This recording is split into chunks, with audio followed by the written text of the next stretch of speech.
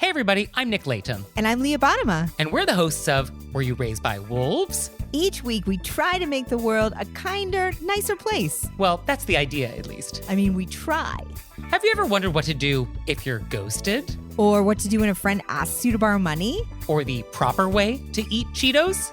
You know, the big questions. So please find Were You Raised by Wolves wherever you listen.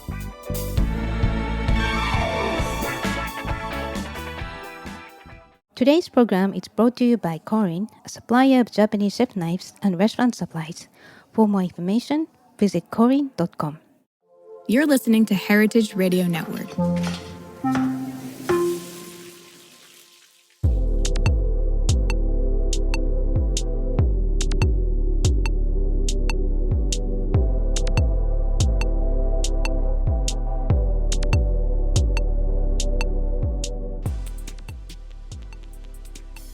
Hello, welcome to Japan Eats. I'm your host, Takuma, a food writer and the director of the New York Japanese Culinary Academy, which promotes a deep understanding of Japanese cuisine in America.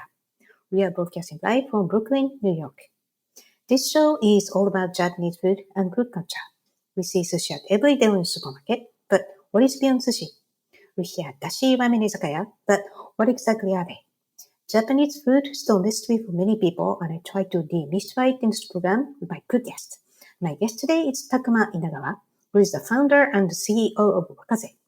WAKAZE is a unique and forward-minded producer of Japanese sake based in Paris, France, and now in America as well.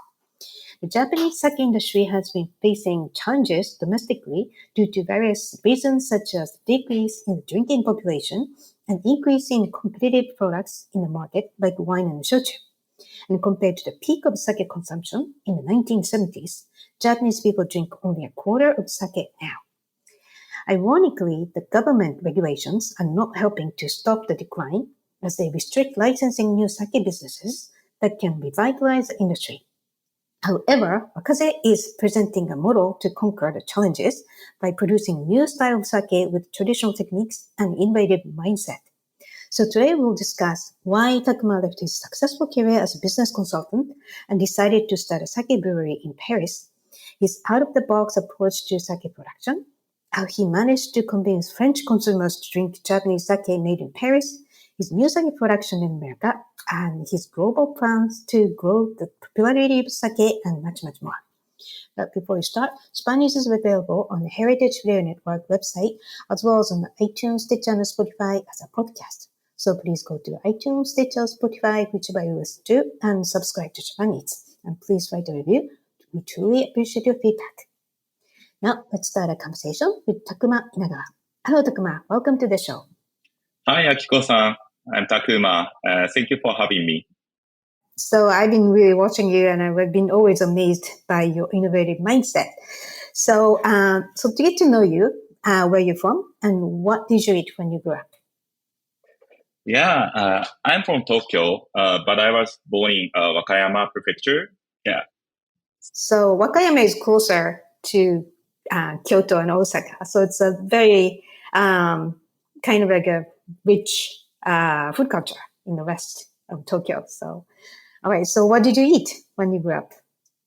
Yeah, I remember, I loved my mother's homemade Japanese food as a child, especially okonomiyaki and tonkatsu. And I was especially a football, boy. So I like to eat tonkatsu before the games because in Japanese, tonkatsu means wins the games, right? So yeah, I love the okonomiyaki and tonkatsu a lot. I'm sure you got a lot of energy for playing the sports to do well by eating the tonkatsu and okonomiyaki. All right, so I heard that before you started WAKAZE, you were not very interested in sake at all. So how did you get into the sake business? Yeah, I didn't come from a sake brewing family at all. And I was the engineering student. And when I learned about the wine, it was when I was in France during my university. And after returning to Japan and getting a job in a consulting company, and I went to the omakase sushi restaurant in Tokyo. and I was struck by the lightning of the delicious sake. The name was Masumi. And then I thought about, the making sake in France. That is the moment I decided that. Amazing. Well, Masumi is one of the most important sake brands in whole industry. So you got lucky to be able to taste it, and that's a really clean fruitiness. And I love the sake too. So we'll discuss how you started WAKAZE in a moment. But first of all, let's talk about Japanese sake industry. So as I mentioned in the introduction, the Japanese sake industry has been facing challenges domestically due to the decrease in the drinking population because people are aging and increase in competitive products in the market such as wine and shochu. So at the peak of the sake consumption in the 1970s, there are over 3,500 sake breweries, but now it's only around 1,000 breweries that are operating. But the Japanese government is not issuing any new sake brewing licenses. Why is that? Yeah, I think it is said that to protect existing businesses and breweries in a shrinking market, because the market is shrinking. But actually, I think we need the power of the new, newcomers and new entrants to revitalize the market. So I think, that is the opposite side of the, what we have to do actually. Right. Even if you have a great reputation as like a brewery because of the aging population who's supporting it, people not succeeding from the family. Operating a sake brewery is very hard, and it's better to go to service industry or something else. So I think I agree, it's important to have some new blood put into this precious but aging industry. So how does WAKAZE successfully produce sake under the Japanese government's new license restrictions? Because obviously, you didn't succeed any sake business from your family, right? Yeah, actually, when I started WAKAZE, because I didn't have equipment and there is no, way to have a new license of Japanese sake. So that's why I started to brew sake with the contract brewing in Yamagata Prefecture, and I had contract with some breweries in Yamagata, and that is WAKAZE brand I made. And after 1 year, I started to do the innovative thing. It means the sake fermenting with the botanicals together, and that is the first time ever in the history to make this type of sake. So the Japanese government didn't know what is the category of that sake. So that's why we cannot call it Japanese sake because it's not made with just the rice and water and koji. So that's why they decided to make it as a category, other brewing wine or something like that. Sonota no Jōzōshu. It's in Japanese. And actually, I found that that license, we can set up the brewery very easy without the limit and without the restriction of the Japanese government. So that's why we decided to set up our new brewery in Tokyo to brew the sake with the fermentation of the botanicals. Interesting, because you know how traditionally sake is made, and you can produce sake in very traditional ways, but by adding something to flavor it, you don't need that traditional license. So that's a very smart way to do it. And are there other new sake breweries using the same strategy as WAKAZE to avoid the Japanese government's new license restrictions? That is a good question. And now there's nearly 10 craft sake breweries have been born in Japan. With that way of the licensing, it means not the license of Japanese sake, but the Sonota no Jōzōshu license actually, like WAKAZE. And it's very important to revitalize the market through new entries for me. So, I'm very proud that we could make this new stream, and we opened the door for everybody. For example, Daisuke, who is the representative of Hakoba in Fukushima, is a craft sake brewery also. And he graduated from WAKAZE, and he learned how to make sake. And also, I shared business plan data with him, so that he can, be independent and begin his new brewery. So I'm very excited to hear that now he's moving to the next project, brewing in Belgium. So, there's more and more this type of the trend is coming. So I'm very happy to know that. I think you just put your name in the sake history book, so this is exciting. Right. By the way, the Japanese government is aware of the issue of licensing restrictions, and it just introduced a new law to allow new sake brewery licensing strictly for the export market, effective from April 2024. So there's a hope that the export market, which is growing, and you get the really good open-minded, really well-made sake coming from Japan. All right, so we'll take a quick break here, and when we come back, we'll dive into WAKAZE's innovative sake production in France and America. So please stay with us.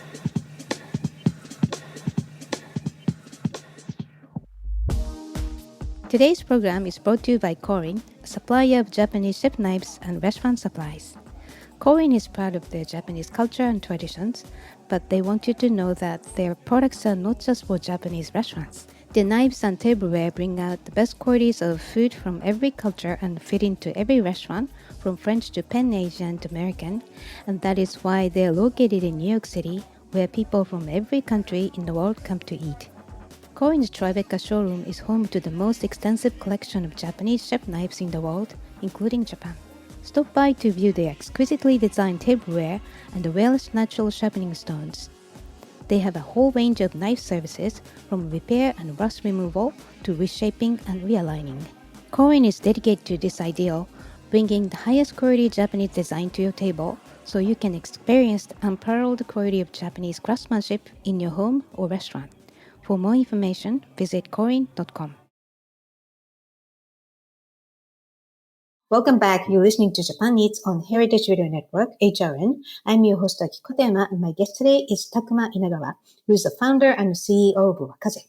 WAKAZE is a unique and forward-minded producer of Japanese sake based in Paris, France, and in America.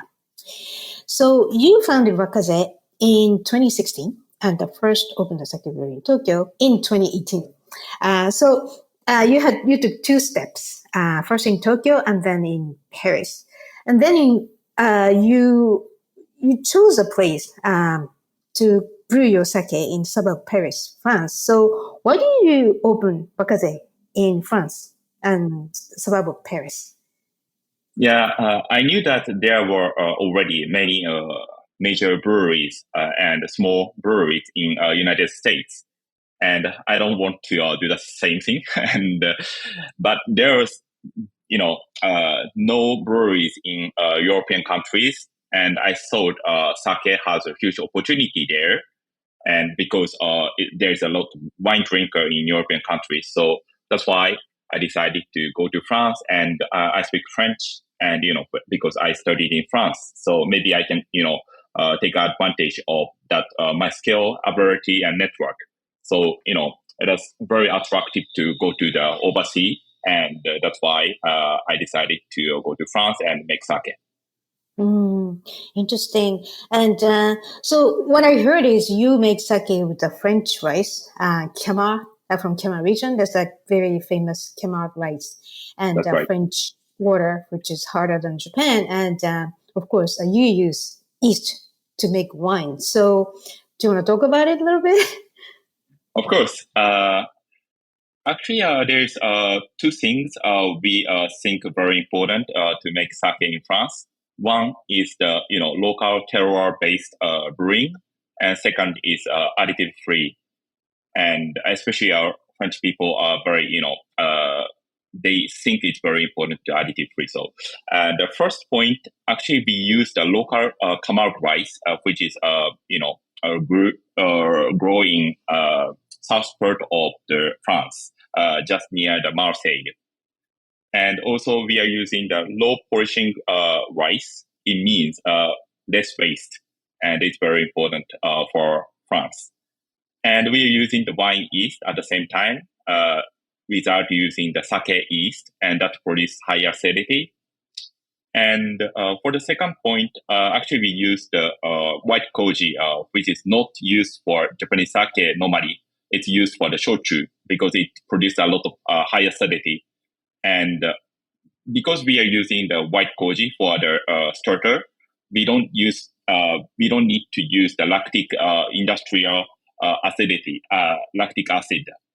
So we don't need to add that. So it's completely additive free. And that is the 2 points we think is very important in our sake making in France.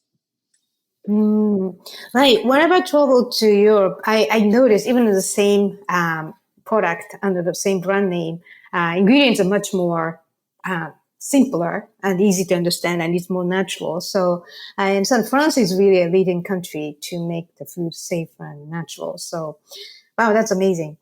Okay, so what is your philosophy of sake making in France, or maybe in general? Oh yeah, so localizing and the localization is very important for us, and the French food is very different from Japanese food. So we want to pair with French food, and that's why our sake has 3 times more acidity compared to traditional sake. That's why we are using the white goji and also low polishing rice and also the wine yeast. And I think that point is very important for our brewing sake in France. When you say low polishing, what is the rate of polishing rice? It's 90%. It means we polish just 10% of the rice. So you get the beautiful flavor of Khmer rice, right? Which is very famous in the culinary world. Yes, I think outside of rice there is the terroir because that tastes different from the one by one. The Camargue rice might be different from the Carlos rice here in America, and Japanese rice koshihikari might be very different the outside of the rice. But inside of the rice is the same. So if you polish too much, and then we cannot feel the terroir. So it's you can just import the rice from Japan to France, and in America, that doesn't differentiate one to the other. So like wine, I think the terroir is very important. So that's why we don't polish the rice too much. At the same time, we waste 50% of the rice is the waste of the rice. So we don't like to do that. It's just philosophy. So I don't criticize the others for polishing the rice, but it's our sake making. Right. So is the Camargue rice have the same higher starchy rate in the grain, like sake rice, or compared to sake rice, it's less actually. It's like a Carlos kind of the same. Yeah, exactly. Right. So, do you have any specific reason for the flavor that you chose that Camargue rice? Oh, there was some different type of the Camargue rice. There was the brio, there is the manobi, and there is the other variety of the Camargue rice. But finally, we choose the one we choose now because it's a kind of we have a better flavor, and it is easier to use compared to the other 2 type of the variety. So yeah, that's why. Right. Interesting. Okay. So you make creative styles of sake.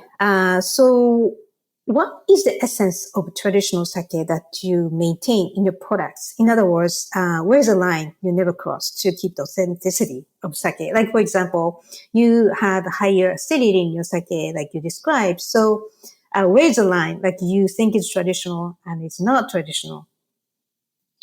That is a good question, but at the same time, a difficult question. I think basically sake can be more free, and there must be the freedom of the expression of sake. So we don't need to stick to too much on the tradition and the same taste in Japan. But what I think important as a tradition is the using of the rice, water, koji, and fermentation. And for example, we don't need to stick to the sake yeast. We can use the wine yeast, especially here in California or France. It's a wine culture, right? So, having a diversity is very important, and, people can enjoy a lot of different types of flavors. But what is the most important thing is a brewing method is very important. It must be based on the tradition to finalize to the beautiful liquid and, good sake. The base is very important. Right. And I understand you have Toji Shoya Imai, who went to Tokyo University, the agricultural department, which is like the quintessential place to go to if you want to be a sake maker. And his family is from sake brewery, right? Yes. Actually, he is from the Gunma prefecture, and his family is the, eighth generation of the Japanese sake brewery, and it's very, long history, like 150 years. And he is the son of that family. So, he was very, he wanted to make sake, but actually, his elder brother took over that, company. So, that's why he didn't need to, take that company from the family. And he was, seeking the opportunity to brew sake outside of Japan. And I met him, and we co-founded WAKAZE together. Wow, that's much you can think of. So his knowledge and experience and everything from his family, that's so precious to make your tradition more creative, because he can, right? He can choose what should be and shouldn't be very experienced way. So yeah, that makes sense. So could you give us some examples of the products that you make in France? Yes, of course. We are brewing the classic one, which is the Junmai style and higher acidity, pairs well with the oyster or something like that in France. And we have also Nigori, is the less filtered sake. At the same time as the yuzu sake, we are infusing the botanical of yuzu during the fermentation. And we have the other lineups like the barrel series is very French, because we are using the Pinot Noir red wine barrel for the aging. At the same time, we use the cognac barrel and the other types of barrel to demonstrate that we can make a sake with the terroir of the France. Right. And by the way, there's taru sake, which is a barrel-aged sake, which is also traditional. So it's a very interesting mix of French and Japanese tradition.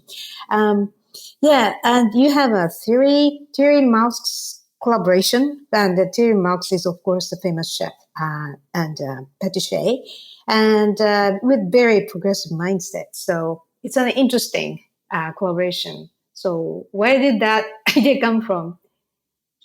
Yes, it was my dream to collaborate with him, because I knew him when I was in Japan already, because he had the restaurant Thierry Marx in Japan, in Tokyo.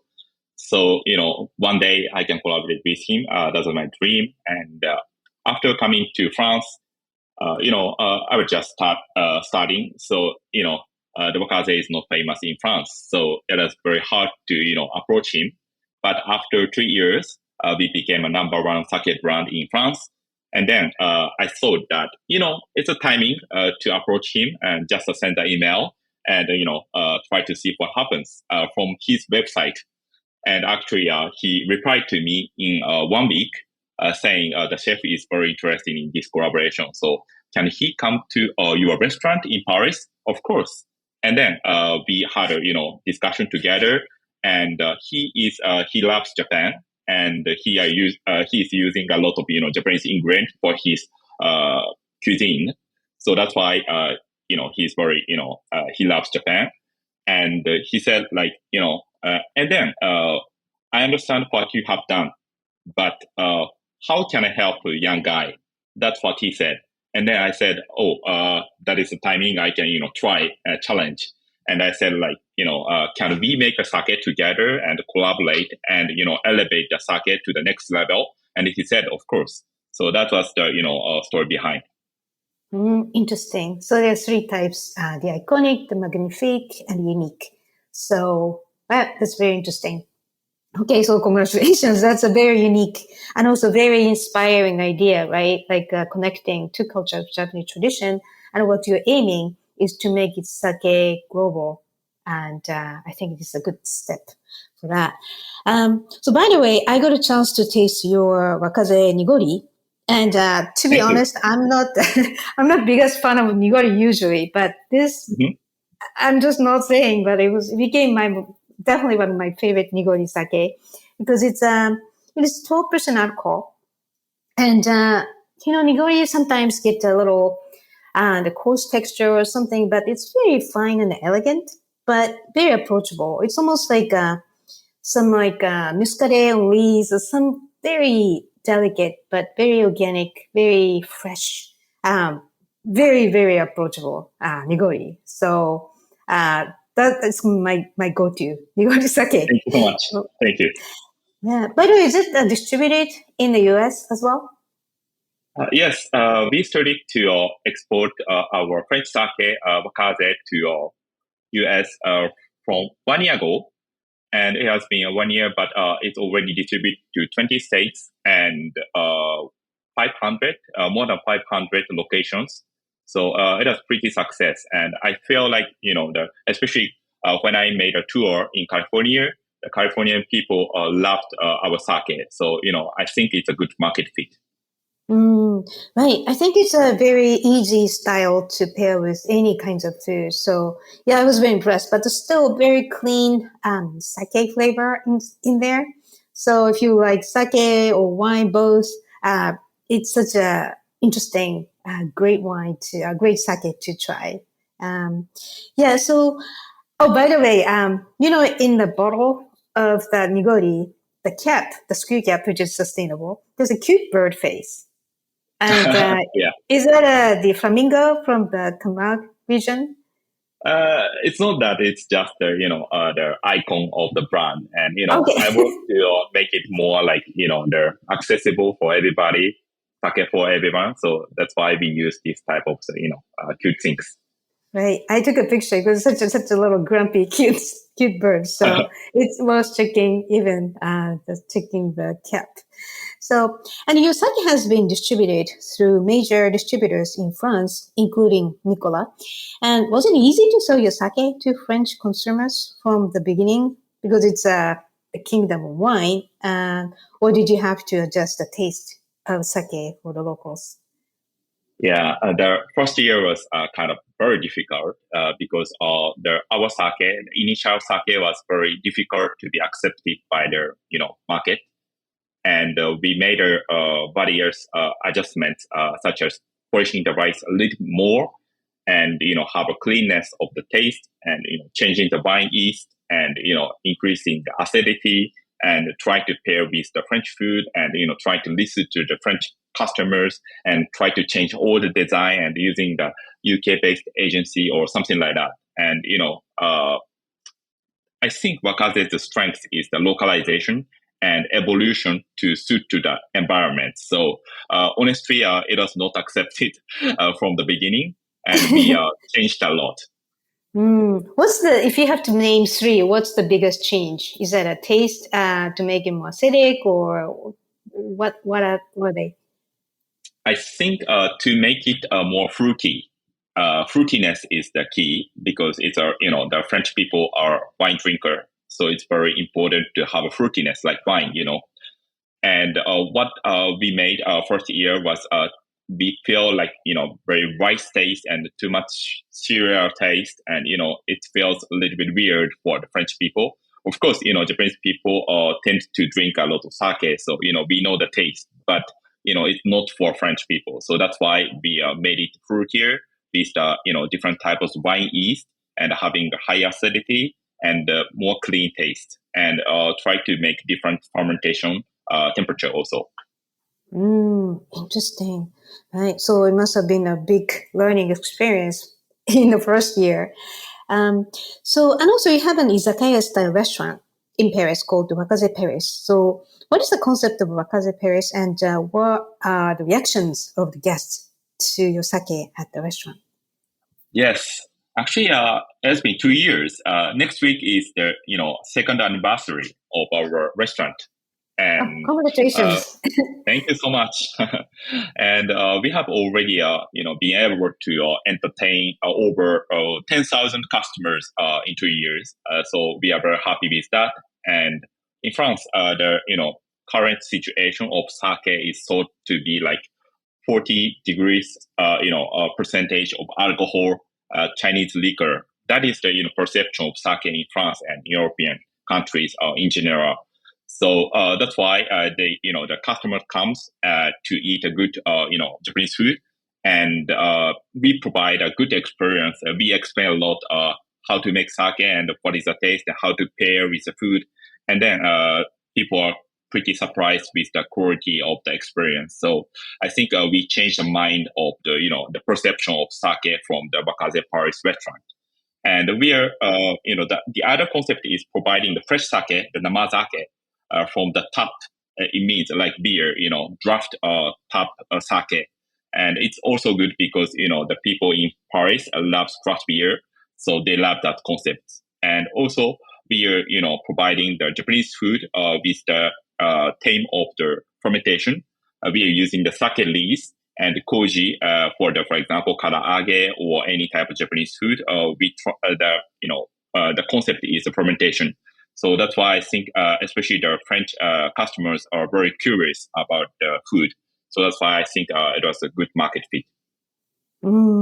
Interesting. So, I'm just curious, maybe in next 3, 5, 10 years, you might see customers changing their palate or preference. And I mean, because your style of sake is very unique and it kind of bridging the French food and the Japanese sake in their minds. So, I'm just curious. Well, keep me posted. Maybe we can come back and talk about how French customers change.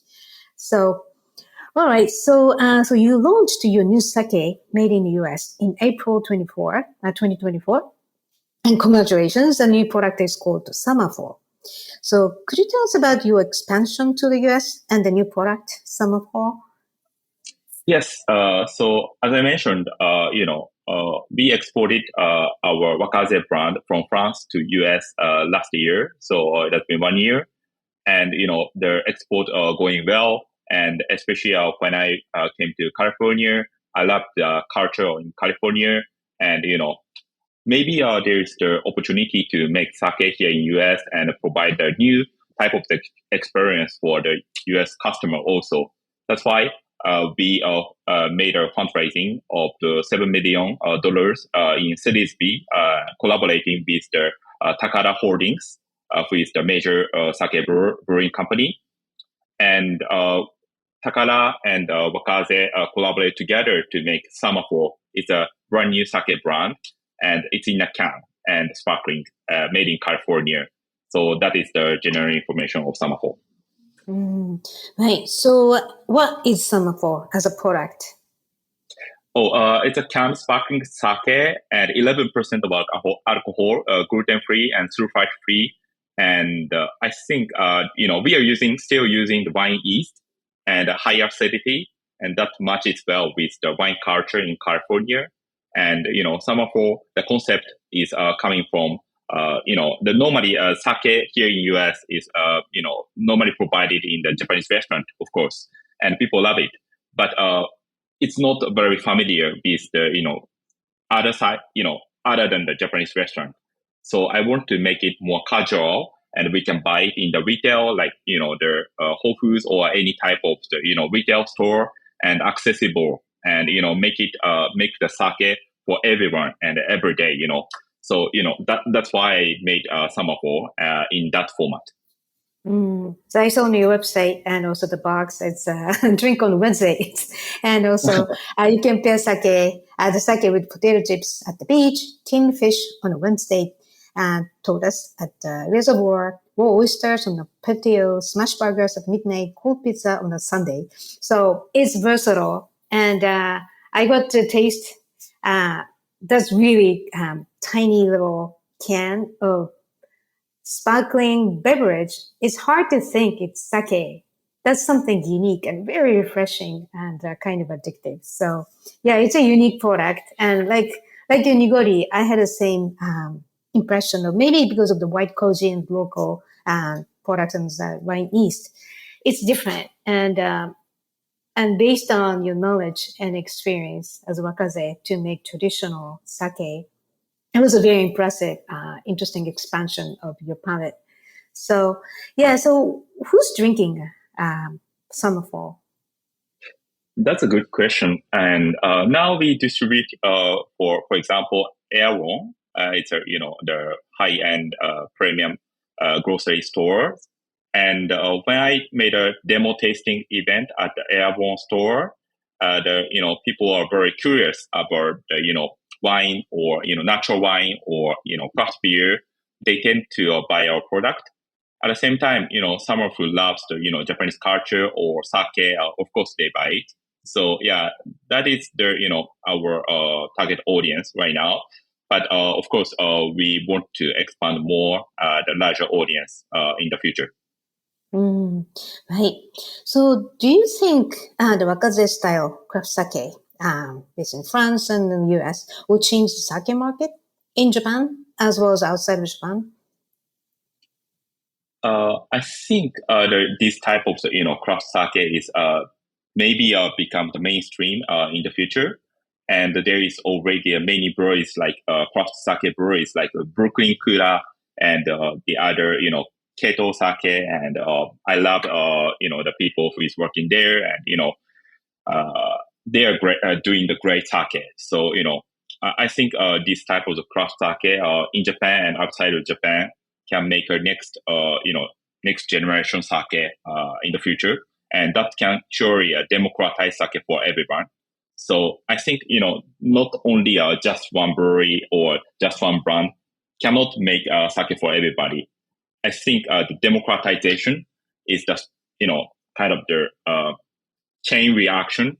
At the same time as we need to make it together, and I think having more and more breweries and more brands, and growing as an industry is very important.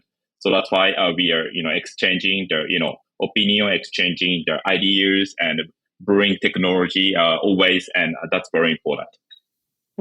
Interesting. That reminds me of how sushi became popular here because people liked eating California rolls and spicy tuna rolls. And then the sushi became very popular. And now people paying like $400 per person authentic sushi. And in the same way, sake has been made for the locals, right? Like Niigata sake style is very different because the rice is different. People's preference is different. The climate is different versus Kyoto style or Nara style sake. So I think you can see the same kind of trajectory of what you're serving is for the locals, and people accept it, and the people like it, and the industry expands. So I think that's the ideal healthy way for the sake industry to keep going. So what are your plans and dreams? Oh, my dream is always the sake for everyone. It's our vision of our company. And I believe, not only US and not only in Japan or Asia, including the European countries, I believe sake can be, become like wine or beer. So yeah, I want to make it from America to make this make sake mainstream alcohol category. It's fine. But before we started the show, you said you didn't expect to go to America to make sake. So you never know what happens, right? And geographically, are you planning to go somewhere else other than America? I mean, California? True. Honestly, when I arrived to France, I thought that I finished my career with the brewing sake in France, but actually not. And now I moved to LA, and I love California culture. So I don't know what I'm doing in several years, but honestly, I love America, so I do my best. Well, it's a tricky question, but for sake, French sake culture and American sake culture, you said very different. Do you think, the French tradition can help the wine drinking culture can help sake, or America's freedom, like everything's fine, accept, go, keep going. Which one do you think is comfortable for you to grow business? I think both is very important. I'm sorry, I cannot choose one. Actually, when I started to brew sake in France, wine culture was very important. That's why we decided to go with the wine yeast rather than the sake yeast, right? And then that technology we developed, we bring it to America, and coincidentally, we can use that method, the wine yeast method, and having the wine culture in California. California is wine culture. And, the people accept a lot of things, and especially the innovations. So I think, it's a good match for the California. And I think, this the innovative mindset at the same time as the wine culture can be a great thing to make our sake for everyone from the beginning. Interesting, right? So, I mean, if I was a sake producer based in Japan and I'm thinking going to Europe or America or somewhere else, I think either is possible. And the other day I went to London, and it was the first time in a long time. I was amazed how many coffee shops number of the coffee shops are growing, because it used to be just a tea country. So the mindset of drinking tea, switching to coffee, it could be the same thing, drinking wine, like Germany or France or somewhere in Italy.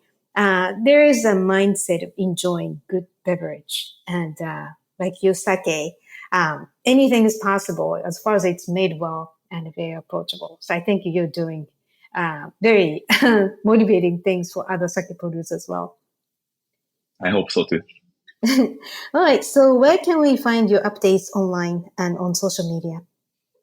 Yes, our information is available on the Instagram and TikTok of the, you can search Summer for Sake, and on our website too. And especially our Instagram is very, active, and you can find any information about the events and the store demo or any type of stuff. And our sake is available online also for the other states than California. So you can find it very easy. Mm-hmm. And also the WAKAZE France, that's the WAKAZE, WAKAZE hyphen sake.com, and also Instagram, WAKAZE _France. So, all right. So good luck, and please keep me posted. Maybe you can come back and tell us what's happening in your very exciting projects. Of course. Thank you so much, Akiko-san. Thank you. So listeners, if you have any questions or comments about the show or suggestions for show topics or guests, please contact us at japaneats@heritageradionetwork.org or kikokatema.com. Japan Eats is a weekly program and is always available at heritageradionetwork.org, as well as on iTunes, Stitcher, and Spotify as a podcast. Our engineer is Amen Spenjan, and thanks for listening. I will see you next week. Japan Eats is powered by Simplecast. Thanks for listening to Heritage Radio Network, food radio supported by you. Keep in touch at heritageradionetwork.org/subscribe. Hey, it's Francis Lamb, host of The Splendid Table. Every week on our show, we talk about food and cooking and the meanings of food and cooking. We talk with the most interesting people in food about their techniques, their culture, and everything in between. Whether it's about how fried chicken took over the world or how Instagram changes the way people are actually eating. It's a food show where everyone is welcome. Come join us. You can listen to The Splendid Table wherever you get your podcasts.